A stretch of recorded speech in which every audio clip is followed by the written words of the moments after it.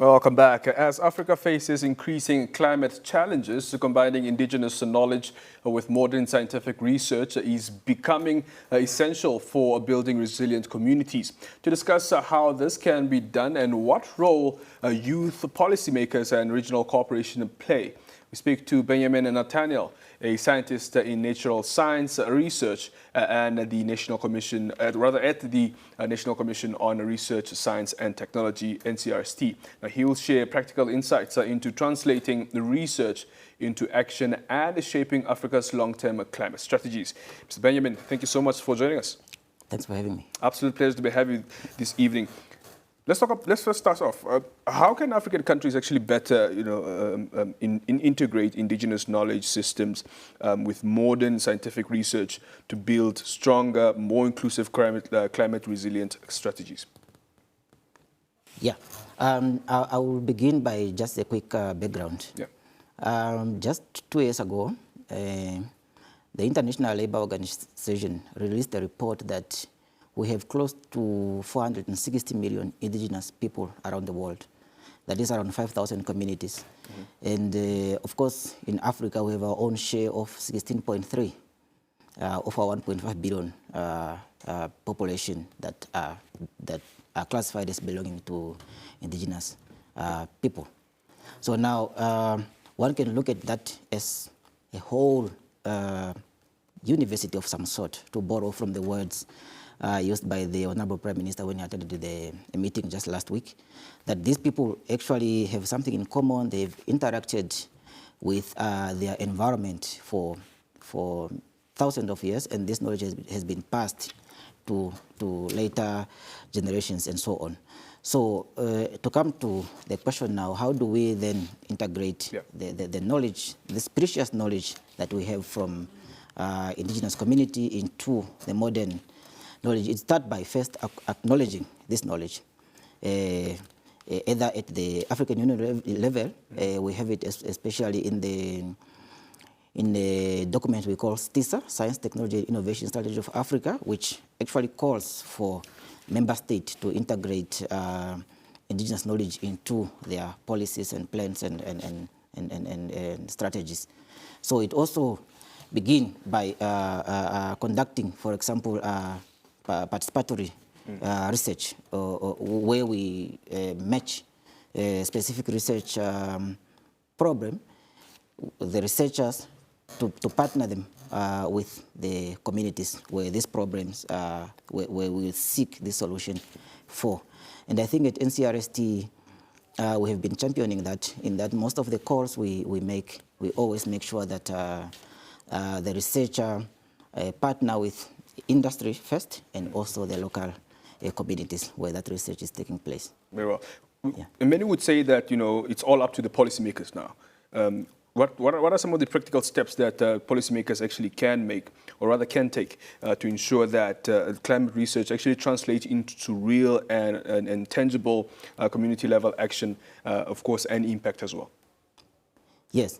Yeah. First, I think it begins with a policy level, like I would suggest, or what we already started the process of documenting the indigenous knowledge, so that you know what knowledge you have in what community. Yeah. And then it also comes with funding and also infrastructure. We need to provide infrastructure to communities so that they can test the ideas and develop prototypes that can actually lead to the solutions that for those specific communities.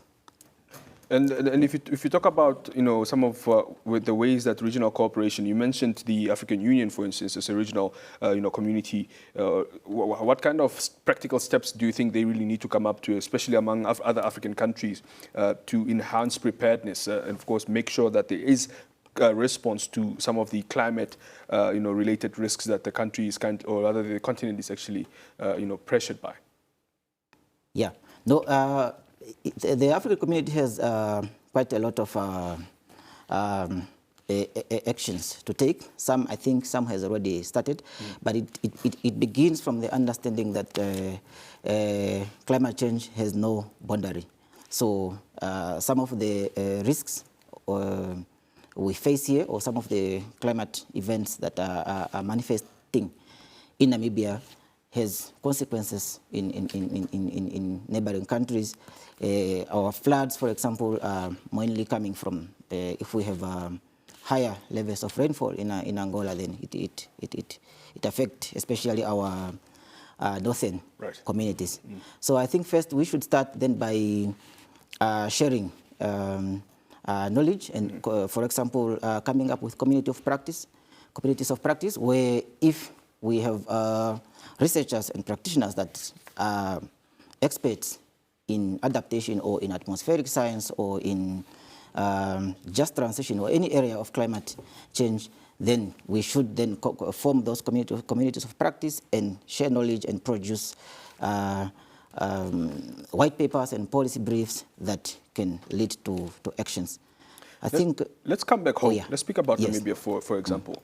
Talk to us about some of the steps that the country has taken or the direction we are headed into as far as, coming up with solutions as well to mitigate the climate challenges, or rather even the research, of course, which is the background which you come from. Yeah. What is the research actually saying currently right now? And is the country safe? Are we under threat? Or how can we actually use indigenous background to actually make sure that those are some of the topics we're actually trying to look at to mitigate climate challenges in the country? Yeah, I think one thing that come close to just from the question is we are currently busy with the integrated or multi early warning systems, multi-hazard early warning system, so that we can also tailor-made this warning system to the communities where they are required the most. Instead of having one umbrella early warning that might be useful in community A but not in community B, we then try to focus our research to understand what are the Office of the Prime Minister actually conducted these risk assessments, and then we try to target our approach based on community or specific challenges that communities are going through. We now know that many communities face unequal exposure to climate risks. How can climate adaptation efforts, be designed to address these disparities? And of course, I mean this in fair practices and also effective practices. Yeah, I would like to just bring a quick example. I remember it was 2019. We had a survey. We conducted a survey which NCRST collaborated with FAO, the Food and Agriculture Organization, and of course Ministry of Environment and Ministry of Agriculture, which was targeting farmers and pastoralists to understand their their resilience. So the tool is called SHARP, like for self-assessment, like just for the farmer to understand how resilient are they to climate shocks. Right. So I think it starts from that. When one design a specific program for a community, they should be consulted from the beginning. They can see how the data is talking to their problems, and then the intervention can also include these communities. And then we talk about community-led activities, where instead of driving a solution from elsewhere, I don't want to say from Windhoek, for example, but from elsewhere, you then have also local champions driving that intervention. And also, in many cases, when we try first to get nature-based solutions, local solutions that community can provide. It comes from the fact that most of the challenges, actually, because of this indigenous knowledge, most of the challenges can be solved from the specific communities where those threats are faced, only when then we can bring in external support, but we should utilize the local opportunities that are available in that community. But are there resources available to come up with some of those solutions if you talk about community level?